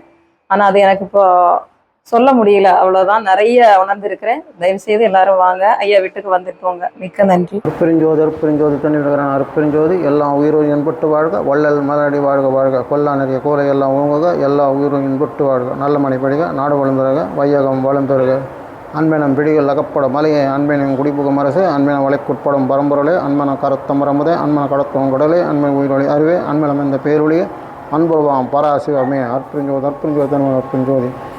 ஐயா, என் பேர் வந்து ஸ்திரிபதியா. இந்த வீட்டை எங்கள் அம்மாவுடைய அம்மா அப்பா தாத்தா பாட்டி தான் இந்த வீட்டை 1936 வாங்குகிறாங்க. அவங்களுக்கு வள்ளலார் யாருன்னு தெரியாமல் தான் இந்த வீட்டுக்கு இந்த இடத்துல வீடு வாங்கினது இந்த பகுதியில் அவங்க பார்க்குறாங்க. அப்போது வள்ளலாரை பற்றி உங்களுக்கு தெரியாது, அது எப்படி இருப்பார் எப்படி சொல்லி ஒன்றுமே தெரியாது. இவங்க தெலுங்காருங்க. இவங்க வந்து நரசிம்மசாமி ஆஞ்சநேயர் தான் கும்பிடுவாங்க. எங்கள் பாட்டி முருகன் மேலே ரொம்ப பக்தியாக இருப்பாங்க. எங்கே இந்த வீடு பார்க்குறாங்க, அவங்களுக்கு சரியாக அமையலை. அப்போது ஒரு இடத்துல நின்னப்போ ஒருத்தர் வந்து இவங்க நான் அப்போது பார்க்குறேன், இந்த தெரு சுற்றி வரீங்களே, இன்னும் அவங்க பிரச்சனை கேட்குறாரு. அப்போது இவங்க சொல்கிறாங்க, எங்களுக்கு ஒரு நல்ல வீடு இருந்தால் சொல்லுங்கள், நாங்கள் வாங்கிக்கிறோம், எங்களுக்கு இருக்க பட்ஜெட் இவ்வளோ தான், நல்ல வீடாக சொல்லுங்கள், நாங்கள் இது பண்ணுறோம் சொல்கிறோம். நான் ஒரு வீடு சொல்கிறேன். அந்த வீட்டு ஓனரு இன்னும் விற்கிறேன்னு யாருக்கும் அனௌன்ஸ் பண்ணலை. அவர் விற்றுட்டு போகிறதுக்கு ரெடியாக இருக்கார். மனசில் அந்த ஐடியா வந்துடுச்சு அவர் போகிறதுக்கு. ஆனால் இன்னும் யாருக்கிட்ட சொல்லலை. நீ போய் கேளு, கொடுத்தா இந்த வீடு வாங்கிக்கோன்னு சொல்கிறாரு. அந்த வீடு எங்கே இருக்குன்னா இந்த வீட்டை வந்து அவர் வந்து காட்டுறார். அப்போது இவங்க தாத்தா பாட்டி நீங்களும் வாங்க, உங்களுக்கு தெரிஞ்சவங்க இருப்பாங்க, நீங்கள் சொன்னீங்கன்னா அவங்க எடுத்துப்பாங்க, நீங்கள் வாங்கன்னா இல்லை அது என் வேலை இல்லைன்னு சொல்லிட்டு அவர் போயிடுறாரு. இவங்க வந்து பார்க்குறாங்க. அந்த வாசப்படி வெளியே வந்து கூப்பிட்றாங்க, ஐயா ஐயான்னு கூப்பிட்றாங்க. இப்போது அந்த பழைய ஓனர் வந்து ஒரு ஈச்சாரில் ரொம்ப மனக்கவலையோடு படுத்துன்னு இருக்கார். நம்ம இந்த வீட்டை விட்டு போகிறோமே, நம்ம என்ன பாவம் பண்ணணுமோன்னு தெரியலன்னு சொல்லிட்டு ரொம்ப இதில் இருக்கார். மனசு கஷ்டமாக இருக்கார். நம்ம என்ன பாவம் பண்ணோம் தெரியலன்ற மாதிரி. இப்போ இந்த வீடு பார்த்தோம் அடுத்தது நம்ம எப்போ இது மாதிரி நம்ம அந்த இதுக்கு வரப்போகிறோமோன்னு சொல்லிட்டு ரொம்ப இதாக இருக்கார். அப்போது இவங்க பொருளை கொடுத்தோன்னே அவரை ஏஞ்சி பார்க்குறாரு. சரி, அவங்க உள்ளே கூப்பிட்டு உள்ளே இந்த அறையில் இருக்கிற தரிசனத்தை காட்டுறாரு. இவங்க சொல்கிறாங்க, நாங்கள் இதுக்கு வரலன்றாரு. இப்போ எதுக்கு வரேன்னா, இந்த வீடு விற்கிறேன்னு கேள்விப்பட்டேன், விற்கிறீங்களா, என்ன வேலைன்னு கேட்குறாங்க. ஒரு வீட்டுக்குள்ளே வந்து நீ எப்படி இந்த மாதிரி கேள்வி நான் கேட்பேன், நான் உன் வீட்டை வந்து இந்த மாதிரி கேட்டால் நீ சும்மா இருப்பியான்னு சொல்லிட்டு ஒரு கோபமாக பேசுகிறாரு. எனக்கு ஒன்றும் தெரியாது. ஒருத்தர் சொன்னார். யார் சொன்னார்னா, வள்ளலார் படத்தை மாதிரி காட்டுறாங்க, இந்த மாதிரி தான் முக்காடு போட்டுன்னு இருந்தாரியா. அவர் தான் சொன்னார், எங்களுக்கு எப்படி தெரியும், நான் இந்த ஊர்லேருந்து வர்றேன். அவங்க எங்கள் தாத்தா பாட்டி ரங்கோனில் தான் வேலை செய்கிறார். எங்கள் தாத்தா வந்து அங்கே ரங்கோனில் கவர்மெண்ட் ஹாஸ்பிட்டலில் டைப்பிஸ்ட். எனக்கு எப்படி தெரியும், இந்த ஏரியாவில் என்ன எனக்கு தெரியும், இங்கே சொன்னால் தான் எனக்கு தெரியும்னு சொல்கிறார். நீ எங்கே பார்த்தா அவரைன்னு கேட்குறாரு. நான் இந்த மனையில் பார்த்தேன். வா, எனக்கு அவரை காட்டு சொல்லிட்டு அங்கே போய் அந்த ஸ்பாட்டில் போய் பார்க்குறாங்க. அங்கே பார்த்தா யாருமே இல்லை. அங்கே இருக்கிறவங்களும் கேட்குறாங்க, இந்த மாதிரி ஒரு வெள்ளை துணி போட்டு இந்த மாதிரி முக்காடை போட்டுன்னு யாராவது பார்த்தீங்கன்னா நான் கவனிக்கலான்னுறாங்க. அப்போது அவர் ஒரு இதுக்கு வந்துடுறாரு. இவர் தான் ஏதோ ஒரு மெசேஜ் கொடுத்துருக்காரு, இவங்களுக்கு கொடுக்க சொல்லி அவர் ஏதோ ஒரு நம்மளுக்கு தர்றாருன்னு சொல்லி ரொம்ப அவருக்கு ஒரு சந்தோஷம் வருது, ஒரு மனக்கவலையும் இருக்குது. அவர் வந்து இந்த அறையை காட்டு, எந்த அளவுக்கு புனிதமாக வச்சுக்கணுமோ இந்த அறையை காட்டுங்கன்னு சொல்லி இந்த அறையில் தான் ஒரு முருகனை தரிசனம் பார்த்தது. வடிவுடைய அம்மன் வந்தது. இங்கே எல்லாம் சபதி பாட்டெல்லாம் எழுதியிருக்காரு. இது வந்து ரொம்ப புனிதமான இடம். நீ என்ன புண்ணியம் பண்ணியது, நீ இந்த வீட்டுக்கு வர்ற, நான் என்ன பாவம் பண்ணதை நான் வெளியே போகிறேன், இந்த வீட்டை ஜாக்கிரதையாக பார்த்துக்குவாங்க, அவரை பார்க்கறதுக்கு நிறைய பேர் வருவாங்க, அவருக்கு தரிசனம் காட்டுங்க, வெளிநாட்டிலேருந்து கூட வருவாங்கன்னு சொல்லிட்டு அவர் இவங்க கையில் சாவியை கொடுத்துட்டு அவர் போயிடுறாரு. அதே மாதிரி நிறைய பக்த கோடிகளெல்லாம் வந்து தரிசனம் பார்ப்போம். இவங்களுக்கு எந்த நேரமாக இருந்தாலும் அவங்களுக்கு தரிசனம் காட்டுறாங்க. அவங்க ஏதோ வள்ளலாரை பற்றி கேட்டால் இவங்களுக்கு ஒன்றும் தெரியல. இந்த மாதிரிலாம் இருக்கக்கூடாது, நீ வடலூர் போய் அந்த பிரம்மாண்டத்தை பாருங்கள், அப்போ தான் இவரோட மகத்துவம் என்னன்னு உனக்கு தெரியும் சொல்கிறாங்க. சரி இன்னும் எது பார்த்துடலான்ட்டு இவங்க 1936 எங்கள் வீடு வாங்கின போது அந்த இயர் வந்து 1936 அந்த பீரியடில் இவங்க வடலூருக்கு ஸ்டார்ட் ஆகி போயிடுறாங்க. இப்போ இருக்கிற மாதிரி அப்போது அந்த இது கிடையாது, அந்த ஃபெசிலிட்டியும் எதுவும் கிடையாது. அவ்வளோ இந்த இதுமா இருக்காது, ரொம்ப இதாக இருக்காது. நைட் ஆகி போகுது, பஸ்ஸுக்காரன் இறங்கிட்டாங்க போயிட்டாங்க. இவங்களுக்கு எந்த பக்கம் போகிறதுன்னு தெரியல, கும்முன்னு இருட்டு, லைட் இல்லை, எதிர்க்க ஆள் வர்றது கூட தெரியல. ஒரு இடத்துல நின்னப்போ ஒருத்தர் லாந்தரத்துன்னு வர்றாரு. எங்கே போகணும், யார் நீங்கன்னா இந்த மாதிரி ஐயா வீட்டிலேருந்து வரேன் சென்னையிலேருந்துன்னு. அவர் என்ன பண்ணுறோம், சரி வா நீ எங்கே போக போகிறீங்கன்னு கேட்குறாரு. நம்ம இதுக்கு போகணும், சபைக்கு போகணுன்றாரு. சபையில் நேற்று யாரும் இருக்க மாட்டாங்க, நம்ம தர்மசாலைக்கு போகலான்னு சொல்லிட்டு இட்டும் போகிறாரு. ஒத்தடி பாதை, 2 பக்கம் வயல், மேலே ஒரு இது மாதிரி பாதை போதும், அந்த பாதை மேலே நடக்க சொல்கிறாரு. அந்த லாந்தரை காமிச்சின்னு வர்றாரு. அப்படியே அந்த வெளிச்சத்தை போய் அந்த தர்மசாலை கிட்டே போயிடுறாங்க. இப்போ யார் என்னன்னு சொல்லு, மற்றதெல்லாம் அவங்க பார்த்துப்பாங்கன்னு சொல்லி அவர் அங்கேருந்து அப்படியே போயிடுறாரு. அந்நேரத்துக்கு கதவு தட்டினா உள்ள ஆள் வந்து யார் நீங்கள் என்னன்னு கேட்டால் இவங்க மாதிரி ஐயா வீட்டிலேருந்து வர்றேன்னு சொன்னால் ரொம்ப மரியாதை கொடுக்குறாங்க. சாப்பாடு அந்நேரத்துக்கு சாப்பாடை வச்சு படுகை கொடுத்து சுற்றி இருக்கிற ஐயா வீடெல்லாம் கருங்குடி, சத்தியநாராயண சபை, அவர் சித்தி வளாகம், தேன்சுவ ஓடை, மருதூர் எல்லாம் அவருடைய ஸ்பாட்டை எல்லாம் இடத்தையும் சுற்றி காமிச்சிட்டு சில புஸ்தகங்கள்லாம் கொடுத்து அவரை பற்றின டீட்டெயில்ஸை சொல்லி நீ என்ன எந்த பிரிவில் என்ன புண்ணியம் பண்ணிங்க தெரியல, அந்த வீடு உங்ககிட்ட வந்துருக்கு, ஜாகிரதையாக பார்த்துக்கோங்கன்னு சொல்லி அனுப்பிச்சி வைக்கிறாங்க. அன்னிலேருந்து 90 வருஷம் கிட்ட ஆக போகுது, கண்டினியூஷனாக வந்துன்னு இருக்குது. அதுக்கப்புறம் எங்கள் அப்பா அம்மா பார்த்துருந்தாங்க, இப்போ நாங்கள் பார்த்துக்கின்னு இருக்கோம். இந்த வீடு எப்படி இருந்தால் 1923 1823 ஐயா மருதூரில் தான் பிறகுறாரு. 5ஆம் தேதி 10வது மாதம். அவங்க அப்பாவுக்கு இவர் 5வது மகன். இவர் பிறந்த 6 மாதத்துக்கெல்லாம் அவங்க அப்பா இறந்துடுறாரு. இறந்த உடனே இவர் என்ன பண்ணுறாங்கன்னா அங்கேருந்து முதல்ல அவங்க பாட்டி வீட்டுக்கு போகிறாங்க. அம்மா வீட்டுக்கு பொன்னேரிக்கு போகிறாங்க. பொன்னேரியில் ஒரு 6 மாதம் இருக்காங்க. அங்கேருந்து ஜீவனம் எதுவும் இருக்காது, சென்னை நோக்கி வர்றாங்க, தர்மமிக சென்னை நோக்கி. இந்த தெருவுகள்லாம் ஒரு ஜாதி பேர், பெரியநம்ம தெரு, பாளையப்பன் தெரு, இது வீராசாமி பிள்ளை தெரு. எங்கேயுமே இது கொடுக்கல ரெஸ்பான்ஸ், இந்த வீட்டில் தான் அவருக்கு அந்த மரியாதை கொடுக்குறாங்க. இது பெரிய விசேஷம்னா வள்ளலாருக்கும் இந்த வீட்டுக்கு ஏதோ பெரிய தொடர் இருக்குது. அதனால தான் இந்த வீட்டுக்கு வர்றாரு அவர். இவர் வரும்போது 1.5 வயசு குழந்தை. அவங்க அண்ணா அண்ணி ரொம்ப செல்லமாக வளர்க்குறாங்க. ரொம்ப செல்லம்னா அந்தளவுக்கு செல்லம், கீழே கூட மாட்டார் அவங்க அண்ணன். எங்கே போகிறோம் கூடவே வருவாராம், கூட தான் சாப்பிடுவார், கூட படுத்துப்பார். அந்தளவுக்கு செல்லமாக இருக்குது. அவங்க அண்ணனுடைய இது என்னன்னா வரவங்ககிட்ட பெரிய புராணம், கந்த புராணம், தேவாரம், திருவாச்சகம் இதெல்லாம் சொல்கிறது, பசங்களுக்கெல்லாம் வகுப்பு எடுக்கிறது, ஜாதகம் சொல்கிறது, இதெல்லாம் பண்ணின்னு இருக்காரு. இப்போது நம்ம இருக்கிற அந்த அறையில் தான் அவங்க அண்ணனுடைய அவர் பர்சனலாக வச்சுன்னு இருப்பார். அவருடைய திங்ஸ் எல்லாம் இருக்கும். இங்கே தான் இருக்குது. அவங்க அண்ணன் உள்ளே உட்காந்தா இவர் இந்த படிக்கட்டில் உட்காந்து அவங்க அண்ணனே பார்த்துன்னு இருப்பார். இவருக்கு ஒரு 4-4.5 வயசு ஆகிறப்போ இவருக்கு பாடம் சொல்லி கொடுக்கணும்னு சொல்லி அவங்க அண்ணன் வந்து இவருக்கு பாடம் சொல்கிறாரு. ஆனால் இவர் வந்து அது கேட்க மாட்டேன்றாரு. ரொம்ப செல்லமாக இருக்கார். அவங்க அண்ணன்கிட்ட ரொம்ப இது பண்ணிக்கின்னு கலாட்டா பண்ணின்னு இருக்கார். இவரும் படிக்க மாட்டேன்றார், கூட இருக்கிற பசங்களும் படிக்க விட மாட்டேன்றார். சரி இவன் நம்மக்கிட்ட இருந்தால் படிக்க மாட்டான், நம்மளால் அதட்ட முடியாது, அடிக்க முடியாது, அந்த அளவுக்கு நம்ம இது பண்ணிட்டோம். அதனால் என்ன பக்கத்து தெருவில் ஒரு 4 தெரு காஞ்சிபுரம் சபாபதி நட்டு அவருடைய நண்பர்கிட்ட தன் தம்பி எடுத்துமே இது பண்ணுறாரு, இவருக்கு நீங்கள் பாடம் சொல்லி கொடுக்கணுன்ட்டு. நீயே வாத்தியார் தானே, நீ என்ன என்கிட்ட விட்றேன்னா, இல்லை என்னால் அடிக்க முடியல, என்கிட்ட அவன் கான்சென்ட் பண்ண மாட்டேன்றான், செல்லமாக வளர்த்துட்டான், அதனால் உங்ககிட்ட பயபக்தியாக படிப்பான்னு சொல்லி அவர்கிட்ட விட்றாரு. சரின்ட்டு இவர் நான் பார்த்துக்கிறேன்னு சொல்கிறாரு. அப்போது ஔவையார் ஓதாமல் ஒரு நாள் இருக்க வேண்டாம், மாதா மறக்க வேண்டாம், செய் நன்றி ஒரு மறக்க வேண்டாம்னு சொல்லி வேண்டாம்னு அதுக்கு வந்துன்னு இருக்குது. பசங்கள்லாம் கோரஸாக அங்கே இருக்கிறவங்க சொல்லின்னு இருக்காங்க. ஆனால் இவர் மட்டும் கண்ணை மூடிக்கின்னு கை கட்டின்னு கம்முன்னு நிற்கிறாரு. வாத்தியார் கேட்குறாரு, என்ன எல்லாம் சொல்கிற போது நீ கம்முன்னு இருக்கிறிய, உனக்கு தெரியல நான் சொல்லித்தரேன்னா, இல்லை அதில் எனக்கு நாட்டம் இல்லை, அதில் இறைவன்கிட்ட வேண்டும்னு கேட்கணும் போது இது வேண்டாம் வருதுன்ட்டு. இன்னும் அது 1000 காலத்து விஷயம் இது, நீ என்ன புதுசாக கண்டுபிடிச்ச என்னன்னா ஆரம்பம் நல்லா இருக்குது, முடிவு சரியில்லைன்றாரு. இதெல்லாம் நீ உங்கள் அண்ணனுக்கிட்ட வச்சுக்கோ, என்கிட்ட வச்சுக்காத, நான் கோவக்காரன், அடிச்சிட்டோன்னா நீ தாங்க மாட்டேன், மரியாதை நடந்துக்கோன்னு சொல்கிறாரு. இல்லைங்க அதில் எனக்கு நாட்டம் இல்லை. சரி உன்னுடைய இது தான் என்ன எனக்கு சொல்லு, நான் இது பண்ணுறேன்றாரு. உனக்கு தெரிஞ்சதை சொல்லு, நான் கேட்குறேன்னா அப்போது உரிமை இருக்கின்ற உத்தம உறவு வேண்டும், உள்ளுண்ட வைத்து உறவு கலாம வேண்டும், பெருமை உனக்கு புகழ் பேச வேண்டும், பொய்மை பேசாது இருக்க வேண்டும், மறுவு பெண் ஆசை மறக்க வேண்டும், உன்னை மறவாது இருக்க வேண்டும் சொல்லிட்டு அந்த முருகனோட பாட்டை கட கட கடம் வேண்டும் வேண்டும் வேண்டும்னு வருது. அப்போது வாத்தியாருக்கு ஒரு மாதிரி ஆகி போதும். இவனுக்கு பாடம் சொல்லிக் கூட தகுதி நமக்கு கிடையாது சொல்லிவிட்டு நீ கம்முனு போய் உட்காருப்பான்னு சொல்லிடுறாரு. அதுக்கப்புறம் அவர்கிட்ட எந்த கேள்வியும் எந்த லெசனும் எடுக்க மாட்டேன்ட்டார். மற்ற பசங்கக்கிட்ட இவர் இது பண்ணுறாரு. இவர் நம்ம எதுவும் கேட்க மாட்டோம், நம்ம என்னதுக்கு வர்றதுன்ட்டு பக்கத்தில் முருகன் கோயில் கந்தக்கோட்டை பாரிஸில் அந்த கோயிலுக்கு போயிடுறாரு. அங்கே போயிட்டு அங்கே இருக்கிற ஐயருங்களாம் இவர் யாருன்னு தெரியுது. அங்கே எல்லாருமே இவருக்கு நண்பராகிடுறாங்க. இவர்கிட்ட பாட்டு பாட சொல்லி கேட்பாங்க. இதெல்லாம் பண்ணிக்கின்னு அங்கே சுற்றின்னு கூட 4 பசங்க வர சுற்றின்னு இருக்காங்க. அண்ணனுக்கு ரிப்போர்ட் வருது, இவன் பள்ளிக்கூடம் போகாமல் கோயிலை சுற்றின்னு இருக்காங்க. இவர் கூப்பிட்டு சொல்கிறார், வான் பண்ணுற இதெல்லாம் போகக்கூடாது, நீ படிக்கிற வயசு, கோயிலுக்கு இப்போ வேணாம், இன்னும் இருக்குது டைம், அது நான் சொல்கிறது கேள், படிப்பான்னு சொல்லி சொல்கிறாரு. இவர் சத்தானுக்கு அம்மா இருக்கார். அப்போ அப்படி இருக்கார். மறுபடியும் கோயிலுக்கு போக ஆரம்பிச்சிடுறாரு. மறுபடியும் ரிப்போர்ட் ஒன்று அண்ணனுக்கு கோவம் வந்து இவ்வளோ சொல்லி நம்ம பேச்சு கேட்க மாட்டேன்றாண்டு அவன் அண்ணிக்கிட்ட போய் சத்தம் போடுறாரு.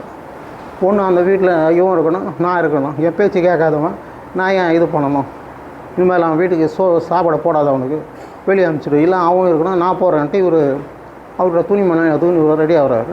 அவங்க அண்ணி வந்து பிடிச்சிக்கிறீங்க, இன்னும் சின்ன பையன்கிட்ட நீங்கள் சரிசமாக இது பண்ணக்கூடாதுன்னு சொல்லிட்டு இவர்கிட்ட சொல்கிறாரு. இல்லை நான் போகிறேன், நீங்கள் சண்டை போட்டுக்கிறீங்க சொல்லி அவர் ஒரு மாதிரியா சொல்கிறான்னு சொல்லி அந்த அம்மா சொல்கிறாங்க, அவர் உங்களுக்கு அப்பா மாதிரி என் பேச்சு கேளு. ராத்திரியில் வந்து அந்த வீட்டுக்கு முன்னாடி ஒரு திண்ணை இருந்தது, அந்த திண்ணல் வந்து நீ படுத்துக்கோ. அவங்க அண்ணனுங்கன்னா அன்றைக்காவது நம்ம சொந்தக்காரெல்லாம் வச்சு இவர் எப்படியாவது நம்ம சமாதானப்படுத்தலாம், நான் என் பேச்சு தான் கேட்கலையா, மற்றவங்க பெரியவங்கெல்லாம் வச்சு இவனை சமாதானப்படுத்தலாம்னு சொல்லிட்டு அவர் ரொம்ப ஆசையாக இருப்பார். அன்றைக்கி பார்த்தா இவர் வரமாட்டேன்ட்டார். டைம் எப்போது 2 மணி மேலே போகுது. சரி அவன் பசி தாங்க மாட்டான், நம்ம இருந்தால் வரமாட்டான்ட்டு அவர் வெளியே போயிடுறாரு. இவர் 3 மணிக்கு மேலே அப்படியே வர்றாரு. அன்றைக்கி தான் ரொம்ப ஃபீலிங் ஜாஸ்தி ஆகுது. இன்றைக்கி எப்படி உங்கள் அண்ணனுக்கு தான் நீ மரியாதை கொடுக்கல, உங்கள் அப்பாவுக்கு அது கொடுக்க வேணாமா, ஏன் இந்த மாதிரி பண்ணுற அம்மா, மற்றவங்க மனசு இப்படி நோய் வைக்கிறியா, உனக்கு நல்லா இருக்கான்னு சொல்லி அந்த அம்மா ரொம்ப ஃபீல் பண்ணவுன்னா இவர் சொல்கிறாரு, ஏன் இந்த மாதிரி என்ன நீங்கள் ஃபீல் பண்ணுறதுனா என்னையும் ஃபீல் பண்ணி என் மனசை கஷ்டப்படுத்துறீங்க, நான் வேணான்றதை நீங்கள் ஏன் என்னை வற்புறுத்துறீங்க, வேணான்னா என்ன பண்ணால் இந்த ஸ்கூலுக்கு பள்ளிக்கூடம் போகிறது என்ன நாட்டம் இல்லை, அது வந்து சொந்த படிப்பு, எனக்கு சொந்த படிப்பு வேணும், எனக்கு இதில் நாட்டம் இல்லைன்னு, எனக்கு அது தெரியாது, உங்கள் அண்ணன்கிட்ட பேசிக்கோ, உனக்கு என்ன வேணும்னு சொல்லி நான் பண்ணி தர்றேன்னா எனக்கு தனிமை வேணுன்றார். தனிமை வேணும்னா எனக்கு ஒரு அறை வேணுன்றார். அப்போ கீழெல்லாம் ஒரு அறைங்கள் இருக்குது, அதெல்லாம் எனக்கு வேணான்னுறாரு. இது வந்து அவங்க அண்ணனுடைய அவருடைய இதாக வச்சுன்னு இருக்கார். எனக்கு இந்த அறை தான் வேணும்னு கேட்டுடுறாரு. சரி உனக்கு இல்லாதவான்னு சொல்லி அவங்க அண்ணனுடைய புக்ஸு ஏதோ இருக்குது அதெல்லாம் தூக்கி வெளியே வச்சுட்டு இவருக்கு வேண்டியதான் உள்ளே வச்சுட்டு நீ இப்போ உள்ளே உட்காரு, உங்கள் அண்ணன் வந்தால் நான் சொல்லிக்கிறேன்றாரு. இவர் அந்த மாதிரி உள்ளே போய் உட்காந்துக்கிறாரு. அவங்க அண்ணன் வர்றாரு, சாயந்தரமாக வர்றாரு. ரொம்ப மனசு கஷ்டமாக வர்றாரு. இன்னும் வந்தாரா, சாப்பிட்டானா, அவருக்கு என்ன பெரிய மனுஷன் என்ன சொன்னான், அவர் கோரிக்கை என்னதான்னு சொல்லிட்டு அவர் ரொம்ப கேட்டால், நம்ம அவனுக்கு இந்த படிப்பெல்லாம் பிடிக்கலையா, அவருக்கு சொந்த படிப்பு தான் பிடிக்குமா, சரி அது என்ன தான் ஃபைனலாக என்ன சொன்னாருன்னா எனக்கு தனிமை வேணும்னாரு. தனிமை என்னன்னா அறை வேணும்னாரு. நீ என்ன பண்ணேன்னு உங்கள் அறையை கொடுத்துட்டான்னா அவருக்கு சந்தோஷம், எங்கும் போகாமல் ஒரே இடத்துல இருந்தால் நல்லதுன்னு சொல்லிட்டு ஒரு இது பண்ணிடுறாரு. இந்த அறையை பர்டிகுலராக சூஸ் பண்ணுறாரு. இது வாஸ்து பிரகாரம் இது ஆகாயம், சிதம்பரம் ஆகாயம். அதே மாதிரி வடலூர் சத்தியஞான சபை வந்து ஆகாயமாக தான் இருக்கும். அதே சிதம்பரம் வந்து வடதிசை நோக்கி இருக்கும். அதே மாதிரி சத்தியஞான சபை வடதிசை நோக்கி தான் இருக்கும். இந்த வள்ளலார் நகர்ன்றதும் வட சென்னைன்னு தான் சொல்லுவாங்க. அதனால் இந்த அறை அவர் சூஸ் பண்ணுறாரு. இந்த வீட்டில் பார்த்திங்கன்னா வைப்ரேஷன் நல்லா, எங்கே உட்காந்தாலும் அந்த வைப்ரேஷன் இருக்கும். நம்ம உட்காந்தா ஒரு கடலுக்குள்ளே போனால் எப்படி பிளாங்க் ஆகிடுமோ அந்த மாதிரி ஆகிடும். ரொம்ப மனசு வருத்தமாக, ரொம்ப மனசு கஷ்டமாக ஏதோ வந்துன்னா அது உன்னோட ரிசல்ட்டை கிடைக்கும். நீ தான் அப்படின்னு நம்ம சொல்லிட்டோம்னா அந்த இதை மேட்ரை அவர் சால்வ் பண்ணுறாரு. அதாவது மற்றவங்கெல்லாம் இறைவனை தேடி போவாங்க, ஆனால் இறைவனை தேடி வந்த இடம் இந்த இடம், பவர்ஃபுல்லான இடம். இவர் வந்து மற்றவங்க மாதிரிலாம் இருக்கார், ஃபில்டர் பண்ணி தான் கூப்பிடுவார். இவர்கிட்ட இருக்கிறதோ தேடி கண்டுபிடிச்சி தான் அவங்க தான் அவர் ஆஃபர் பண்ண தவிர இஷ்டத்துக்கும் பண்ண முடியாது. இவர்கிட்ட நீங்கள் எப்படி வர்றீங்களோ அப்படியே தான் வீட்டுக்கும் போகணும். நடுவில் தேவையில்லாத விஷயம் எதுவுமே பண்ண முடியாது. எப்படி பியூராக வரீங்க பியூராக போகணும். அந்த இதெல்லாம் இவர்கிட்ட இருக்குது. அவர் என்ன சொல்கிறாரோ, நீ இருக்கிற இடத்துலையே நீ ஒரு இது மாதிரி பண்ணிக்கின்னு அன்னதானம் பண்ணு, நீ உடலூர் வரணும் அங்கே வரணும்னு அவசியம் கிடையாது. நீ இருக்கிற இடத்துல நீ உன்னால் முடிஞ்சது செய்யுன்னு சொல்கிறேன். அதுவும் பெரிய விஷயம். இவர் இதனால ஃபுல்லாக ஆல் ஓவர் பறவைனருக்கு அன்னதானம் நடக்குதுன்னு அது அங்கே இடத்துல வள்ளலார் இருக்கிறாருன்னு அர்த்தம்.